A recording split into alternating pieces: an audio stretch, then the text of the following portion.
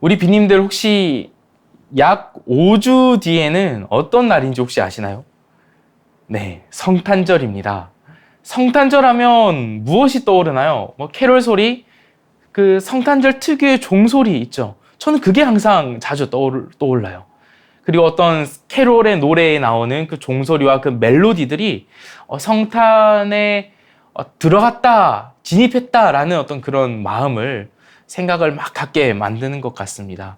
우리 빈님들도 아마 그런 거 있으시죠? 우리가 성탄절 하면 여러 가지 키워드들이 있잖아요. 그런데 특별히 중요한 키워드 하나는 바로 이것이 아닐까 싶은데요. 네, 바로 짜잔. 네, 뭔가요? 상자 아니죠. 네, 상자라고 하시면 아닌 거예요. 의도는 그런 게 아니고요. 무슨 상자인가요? 선물 상자죠. 네, 기프트. 네, 선물입니다. 우리가 크리스마스 하면 이 선물 상자를 생각을 하게 돼요. 선물을 받은 기억도 있으실 거고, 또 이렇게 선물을 나눔하는 거 혹시 해보셨나요? 한 명씩 이렇게 무작위로 이렇게 뽑아서 그 사람에게 성탄절에는 선물을 줘야 된다든지, 혹은 이제 선물을 그때 다 같이 모아서 누가 준비한 선물인지는 모른 채로 뽑기에서 그 자리에서 바로 선물을 뽑아가는, 네, 내가 좋은 선물을 준비했는데 나는 안 좋은 선물을 받았다. 물론 안 좋은 선물은 없지만 아무튼 그런 재밌는 것들이 있죠. 선물이라고 하면 이제 우리 크리스마스의 대표적인 키워드가 아닐까 싶습니다. 저희가 5주간 이 선물이라는 주제로 예수님께서 우리에게 오신 것에 대한 그 모든 일들과 또한 하나님께서 우리에게 가지신 그 마음들, 그것을 우리가 한번 살펴보고자 하는데요. 우리가 선물하면 무엇이 떠오르나요? 선물하면 물론 내용물도 있지만 포장지도 있지 않나요? 그리고 선물을 준비하는 그 마음, 시간, 그리고 선물을 받을 사람에 대한 그 깊은 고민, 네, 다 포함됩니다. 이 선물 하나를 준비하는 데만 해도 많은 것들이 필요해요. 많은 생각과 고민과 시간들이 들어가요. 네, 하나님도 우리에게 그와 같이 선물을 준비하셨고 우리에게 그 선물을 전달해 주셨다라는 것을 우리 빈님들과 나누고자 합니다. 만약 하나님께서 우리에게 선물을 준비하셨다면 하나님은 어떻게 준비하셨을까요? 준비하시는 그 기간은 어땠을까요? 고민하셨을까요? 선물을 받을 사람에 대해서 당연히 고민하셨지 않았을까요? 물론 하나님은 전지전능하시기 때문에 그 고민, 우리 인간적인 고민이 이렇게 바로 이해되진 않지만 하나님의 입장에서도 굉장히 지극정성으로 준비한 선물일 거란 말이죠. 하나님의 입장에서도 너무나도 우리의 필요에 대해서 많이 깊이 생각하셨을 거란 말이죠. 우리를 깊이 들여다보셨을 거란 말이죠. 네, 하나님도 준비하시는 기간이 있으셨어요. 하나님께서도 선물을 준비하시는 그 긴 시간이 있으셨어요. 도대체 그 기간이 어떤 기간일까요? 저는 오늘 그것을 이 족보를 통해서 나누려고 합니다. 족보. 오늘 16절에 예수님께서 나시는 장면이 나오죠. 그 1절은 오늘 마태복음 기준에서는 아브라함에게서부터 출발을 하게 됩니다. 물론 이제 누가복음 3장에는 그 예수님의 기원이 아담 그리고 하나님에게 이르러 있음을 누가복음 3장에서는 말하고 있어요. 그런데 오늘 기준, 마태복음을 기준으로 했을 때 적어도 일단 아브라함에게서 시작을 한다라고 이해하시면 될 것 같아요. 그런데 그 기간은 짧지 않아요. 네, 아브라함에게서 출발한다 하더라도 이 예수님에게 이르기까지 긴 이 대수가 쫙 이어지고 있습니다. 그게 오늘 마태복음의 족보인데 이 기간이 하나님께서 이 예수님이라는 선물을 우리에게 주시기까지 하나님이 준비하셨던 기간이라고 생각한다면 족보는 선물 준비의 기간이라고 할 수 있겠죠. 그런데 이 족보에 대해서 우리가 한번 살펴볼 점들이 있어요. 이 족보, 족보 있으신가요? 네, 뭔가 제가 이상한 말을 한 것 같은데 다 족보 있으실 겁니다. 아마 우리가 평소에 관심도 없지만 평소에 찾아보지도 않고 물론 이제 어른들께서는 또 나이가 많으신 분들은 이게 집에 족보를 딱 이렇게 비치하고 계시더라고요. 근데 우리 보통 저와 여러분들은 잘 그렇지는 않으시잖아요. 그런데 그 족보의 내용에 보면 어떤 우리 가정에 우리 집안의 역사가 쫙 담겨 있다는 것을 우리는 상식적으로 알 수 있습니다. 네, 그런데 보통 족보라고 하면 그 안에 담겨 있는 내용들에 대해서 상세하게 기록을 해놓나요? 아니, 우리의 족보는 사실 그렇진 않아요. 이름만 적혀 있죠. 우리의 부모가 누군지, 우리 할아버지, 우리 증조, 고조, 할아버지가 누구신지 그렇게 쩍쩍쩍쩍 이렇게 이름만 보통 나열돼 있고 또 어느 문파에 뭐 속해 있다든지 뭐 거기에 적혀 있을 수도 있고요. 그런데 오늘 성경의 족보는 좀 다릅니다. 일반적으로 우리가 족보라고 하면 당연하게 생각하는 그런 통념상의 족보와는 좀 다른 점들이 여러 개가 있어요. 바로 뭐냐면 오늘 이 예수님의 족보에는 내용이 있는데 그 내용은 이름 이외의 정보들이 담겨 있고 특히 그 정보들은 사실 우리가 일반적으로는 생략해도 되는, 제외시켜도 되는 그런 흠결들, 그런 조금 감추고 싶은 약점들, 그것이 담겨 있다라는 겁니다. 어디에요? 예수님의 족보에 말이죠. 어떤 내용들이냐면요. 하나는 여자들에 대한 내용입니다. 아니, 여자 무시하는 거 아니냐? 그 당시에 얘기를 하는 겁니다. 그 당시에 여성에 대한 어떤 그 가치와 어떤 대우하는 것들은 오늘날과는 너무 많이 달랐어요. 오늘날도 물론 그 여권 신장에 대해서 많이 외치긴 하지만 차원이 다를 정도였습니다. 그때는 여자를 어떤 숫자에 포함시키지도 않았어요. 남자만 포함시켜서 숫자를 셌습니다. 오병이어 사건 같은 것들을 보면 남자만 5,000명이었다. 장정 남자만. 네, 그렇게 생각할 정도였으니 여자, 연소자, 다 포함시키지 않을 정도였어요. 그런데 더군다나 그 여자들이 이방인이라는 점은 더 주목할 부분이었습니다. 그 당시에, 역시 그 당시에는 특히 유대인의 문화에 있어서는 이 이방인의 존재는 사실 그렇게 우리 유대인으로 쭉 이어지는 그 순수 혈통의 그 흐름에 있어서는 뭔가 흠결이 될 만한 부분이었어요. 순수하지 못한 그런 부분으로 치부될 수 있었던 거죠.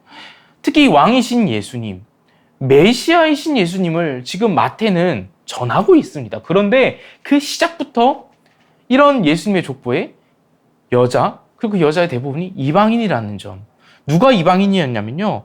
그 다말과 라합은 가나안 출신이었습니다. 가나안.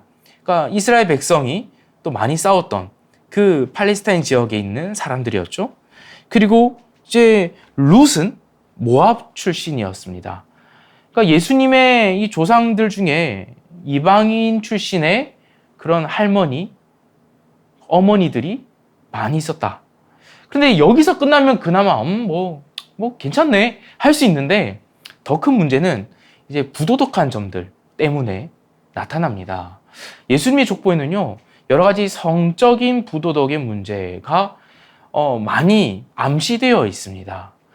이름에서는 특히 그 다말이라는 아까 가나안 출신의 그 다말은요 사실 그 아버지가 시아버지입니다. 그러니까 근친상간의 관계죠. 물론 그 시아버지인 유다가 그 나쁜 유대법상에도 모세 율법에 있어서도 사실 옳은 일을 하지 않았어요. 나쁜 일을 했고 그 나쁜 일에 연속하여서 그 며느리까지도 대를 잇고자 잘못된 선택을 하는 그런 장면이 나옵니다. 그것이 바로 근친상간의 부도덕한 부분이고 뿐만이 아니라 그 이제 라합, 아까 나왔던 그 라합은 오늘날의 표현으로 하면 매춘부였죠. 그리고 이제 더 설명으로 포함되는 이 극적인 부분은 이 다윗이 등장하는데 다윗이 그 이름으로는 아주 유명하지 않습니까? 골리앗을 딱 쓰러뜨렸던 그 다윗. 그런데 다윗이 밧세바와 결혼해서 그 사이에서 낳은 아이 솔로몬이라고 얘기를 하지 않고 성경은 이렇게 표현합니다. 밧세바의 이름을 언급하지 않아요. 마태복음은요. 밧세바의 남편인 우리아의 이름을 끌고 와서 우리아의 아내, 그 아내, 우리아의 아내 사이에 낳은 솔로몬이라고 표현을 합니다. 의도적이죠. 다윗이 그 나라를 위해서 일선에서 싸우고 있는 그 장군 우리아의 그 아내를 탐했고 전쟁 중에 다윗은 남의 아내를 사실상 성적인 욕망의 대상으로 삼는 일을 저질렀던 겁니다. 그 사건이 암시되고 생각날 수밖에 없는 표현, 우리아의 아내에게서 낳은 솔로몬이다 라고 마태는, 성경은 표현하고 있어요. 이 예수님의 족보에는 이 같은 부도덕들이 나타납니다. 여인들, 이방인, 그리고 성적인, 사회적, 문화적인, 그 윤리적인 부도덕함. 근데 그거는 오늘날의 기준에서뿐만 아니라 그 당시의 기준, 성경이 쓰여질 그 당시의 기준에서도 모세의 율법에 비해서, 구약 성경에 대표되는 그 모세의 율법에 비교해서도 역시나 용인될 수 없는 그런 도덕적인 사실 부도덕함, 일탈이었어요. 그런 것들을 예수님의 족보에 가감없이 다 끼워 넣는다? 이것은 특별한 의도가 있는 겁니다. 어떤 의도겠습니까? 족보는 하나님의 가족을 보여주는 하나의 그 시대의 문서죠. 하나님이신 예수님이 이와 같은 가계도 속에서 태어나셨다. 예수님의 가족에는 이와 같은 자들이 포함되어 있다. 그러면 그 이와 같은 자들이 어떤 자들이냐? 화려한, 그리고 똑똑한, 그리고 왕의 신분을 가진 돈 많은 그런 자들이 쫙 포진되어 그게 아니라는 겁니다. 예수님의 족보에는 소수자들, 부도덕한 자들, 그리고 부족한 자들, 뭔가 잘 알지 못하는 자들, 그 많은 연약한 계층들이 다 포함되어 있는 가계도를 우리에게 보여주시는 겁니다. 그러면서 봐라, 이게 하나님이신 이 세상의 메시아, 왕이신 예수 그리스도의 가족의 계보다. 하나님은 이 성경을 통해서, 특히 이 족보를 통해서 하나님의 가족이 된다라는 것에 그 기준점을 보여주시는데요. 그 기준은 너무나 낮습니다. 최저점에 있습니다. 그 기준이란 것은, 하나님의 가족이 될 수 있다라는 그 자격이라는 것은 사실상 어떤 것도 요구되지 않고 있어요. 이것이 족보의 의미입니다. 이 족보가 우리에게 가져다 주는 메시지입니다. 하나님께서는 이 같은 족보를 우리에게 보여주시면서 너도 예수님의 가족이 될 수 있어. 너도 하나님의 가족이 될 수 있어. 너도 우리의 가족이 될 수 있어. 라고 문을 활짝 열어놓으신 겁니다. 그런데 하나님은 그 작업을 아브라함, 적어도 마태복음 기준에서는 아브라함 때부터 쭉 해오고 계셨다는 겁니다. 하나님은 한시도 조금도 화려한 자들에게 눈을 돌리지 않으셨다는 겁니다. 조금도 잘 나가고 돈 많고 멋지고 내 스스로 내 삶을 잘 읽어나가고 스스로 컨트롤 잘하는 주도력 있는 그런 사람들, 그런 리더들에게 눈을 돌리시지 않으셨다는 겁니다. 사회적인 약자들, 비주류들, 드러내고 내세울 것이 전혀 없는 사람들, 그들에게 한결같이 시선을 두고 계셨다라는 것. 그것이 족보의 역사 속에 나타나는 하나님이 그 대상을 향한 관심입니다. 하나님은 한결같이 그와 같은 자들에게, 그 연약한 자들에게 눈을 두시면서 집중하고 계시면서 관심을 두시면서 조금도 한눈 팔지 않으셨어요. 하나님은 한결같이 그와 같은 약한 자들에게, 비주류인 자들에게 여전히 관심을 두고 계셨습니다. 그리고 그 관심의 결과 예수님을 선물로 우리에게 주신 거죠. 그리고 우리를 그 가족이 될 수 있다라는 초청의 자리로 부르시고 계십니다. 하나님께서는요, 우리에게 너무나 관심이 있었던 나머지, 그 조금도 우리에게서 눈을 떼지 않으신 나머지, 그 사실을 알게 된 사람들조차 그것을 고백하도록 성경에서 성령께서 그들의 입술을 통해 고백하는 장면들이 여럿 있는데요. 이사야 선지자는요, 아직 예수님이 오시기 이전의 사람이지만 하나님이 어떻게 그들에게 관심을 기울이시길래 그들의 상태를 이토록 잘 아시는지 그들의 상태를 이렇게 짚어주고 있습니다. 이사야 9장에서는요, 이렇게 말하죠. 2절인데요. 흑암에 행하던 백성, 그리고 사망의 그늘진 땅에 거주하던 자, 그런 자들에게 빛이도다 라고 말합니다. 하나님께서 관심 가지고 계시는 그들의 상태와 형편이 어떠한지 그것을 이사야 선지자는 내다봤던 겁니다. 그것이 선지자에게도 드러났던 겁니다. 그리고 나중에 예수님이 오셨을 때에는 그 예수님을 태에 뵌 그 엄마 마리아, 그 마리아가 이렇게 찬송을 올려드리는데요. 이렇게 말합니다. 그 종 이스라엘을 도우사 긍휼히 여기시고 기억하시되 라고 말합니다. 기억하시되. 그러니까 하나님은 조금도 그들을 이 머릿속에서 잊지 않으시고 버리신 적이 없었다라는 거예요. 어떤 자들이요? 잘 나가는 자들이 아니요. 비주류요. 못 나가는 자들이요. 날마다 실패하는 사람들이요. 날마다 눈물 흘리는 사람들이요. 날마다 하나님 뜻대로 하지 못해서 안절부절 못하는 사람들이요.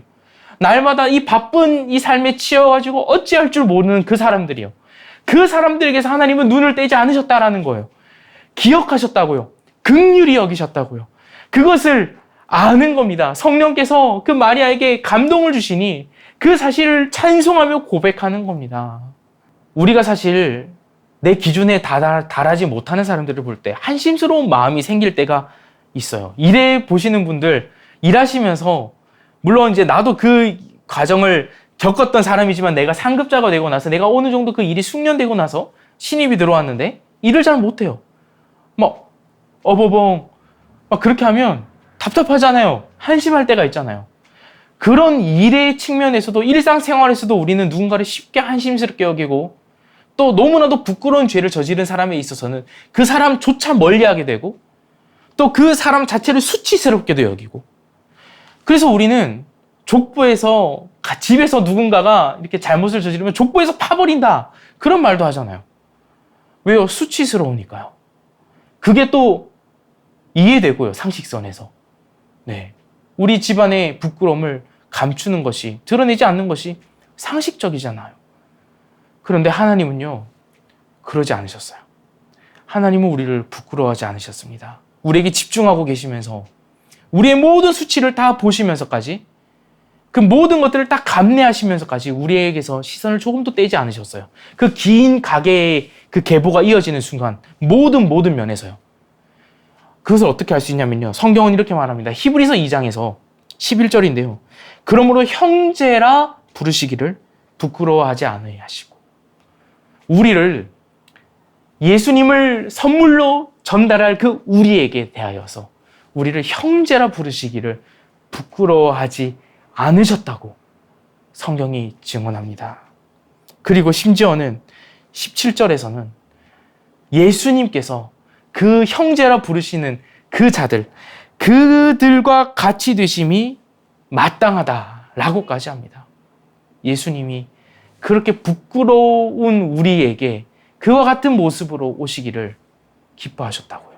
그걸 당연하게 여기셨다고요.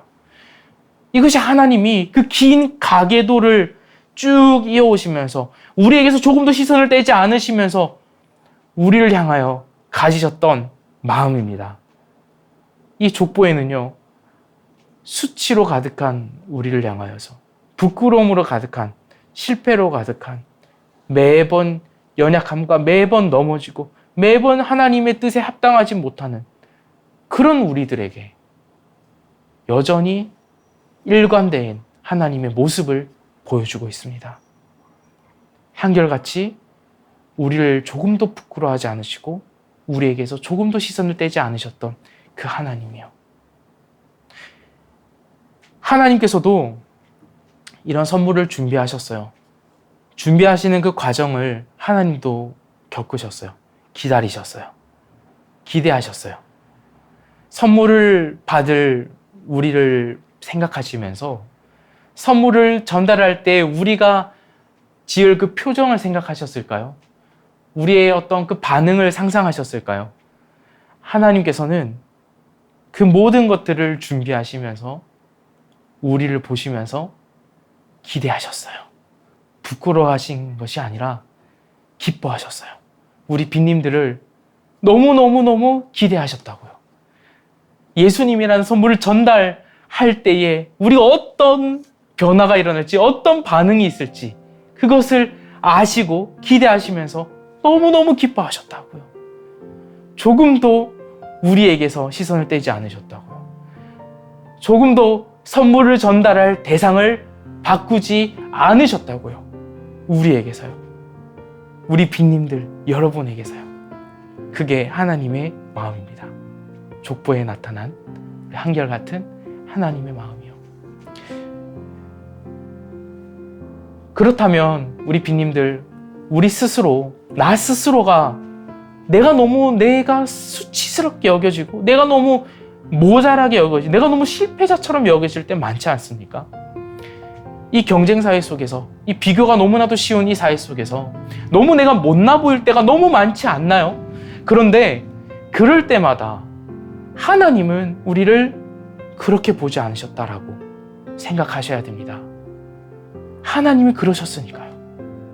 하나님이 우리를 기뻐하셨으니까요. 그 중에도, 우리가 넘어지는 그 중에도 우리를 사랑스러워 하셨으니까요. 그런 선물과 사랑을, 기대를 한 몸에 받은 우리는 이제는 우리가 누군가를 대할 때에도 그 사실이 드러나야 되지 않을까요? 내가 누군가를 한심스러워하기가 너무 쉬운 오늘날이잖아요. 판단하고 정죄하는 것은 우리의 쉬운 본성이고 습관입니다. 그런데 그때 이 사람도 하나님이 그와 같이 보시는 사람이라고 생각한다면, 이 사람도 하나님이 그와 같이 기다리셨고 기뻐하신 사람이라고 생각한다면 우리가 이들에게 조금 더 다른 것을 해줄 수 있지 않을까요? 그와 같은 선물을 미리 우리가 받은 자라면 더더욱 말이죠. 우리가 크리스마스가 얼마 남지 않았습니다. 물론 5주라는 긴 시간으로 여겨질 수 있지만 5주라는 시간 동안 한번 이런 준비를 해보시는 건 어떨까요? 나에게, 그리고 내가 어떤 특정하는 그 누군가에게 그 오늘 말씀의 내용처럼 선물이신 그 예수님을 생각하면서, 그리고 그 선물을 받은 내가 부끄럽고 이 수치로 가득한 사람이라는 것, 실패와 날마다 넘어지는 자라는 것, 그것을 생각하면서, 그럼에도 불구하고 하나님은 그런 우리에게 이 선물을 준비하시면서 기뻐하셨다라는 것을 생각하면서 그 이 5주간을 그런 준비의 시간으로, 하나님과 같은 마음으로 준비의 시간으로 가져가 보는 것은 어떨까요? 나 자신에게 어떤 선물을 줄까? 준비해 보는 것은 어떨까요? 그리고 어느 누군가에게, 가까운 누군가의 가족이라도 그 사람에게 어떤 선물을 줄까 준비해 보는 것은 어떨까요? 우리 하나님께서 그 5주간의 시간 동안 우리 빈님들을 하나님의 마음으로 가득 채워주시기를 기대하고 소망합니다. 우리에게 가지셨던 그 아브라함 때부터, 마태복음 기준에서는 아브라함 때부터 이 예수님의 출생에 이르기까지 그 긴 시간 하나님이 우리를 향하여서 품으신 그 한결같은 마음, 우리가 이 5주 동안 느껴보고 또 경험해봤으면 좋겠습니다. 그렇게 우리의 성탄이, 우리 빈님들의 성탄이, 우리 샤이닝처치가 함께하는 이 성탄이 좀 특별하고 남달랐으면 좋겠어요. 우리 인생에서 처음 맞이해보는 그런 메리 크리스마스가 되어봤으면 좋겠습니다. 우리가 오늘 들은 말씀을 기억하며 함께 기도하겠습니다.